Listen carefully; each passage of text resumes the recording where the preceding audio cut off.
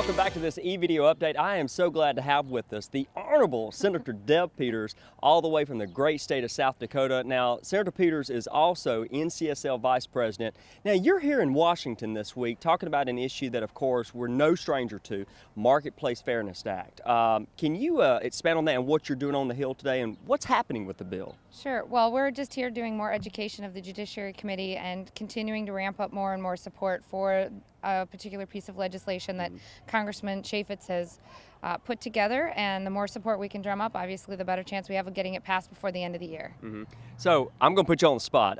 In a 30-second soundbite, what would this legislation mean to our members back home? Sure. Well, essentially it's coming up with an effective and efficient way of collecting taxes that are already legally due and owing in the states, and it puts parity at the point of purchase, and that is essentially what we're trying to accomplish for retailers, for states, for just good government, and easy for businesses to comply with.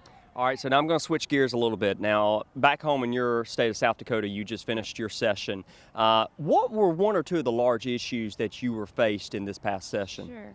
Well, our first big thing is, obviously, I'm going to continue the conversation with Main Street Fairness Act. We passed a couple of pieces of legislation that will further South Dakota's leadership abilities in fighting the Main Street Fairness issue in some form or fashion.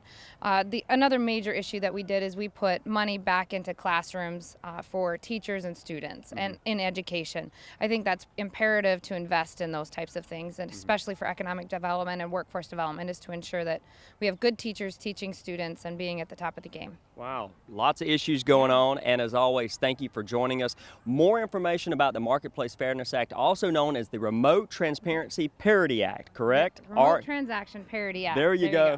So again, more information is available on our website, www.ncsl.org. Thanks again for joining us.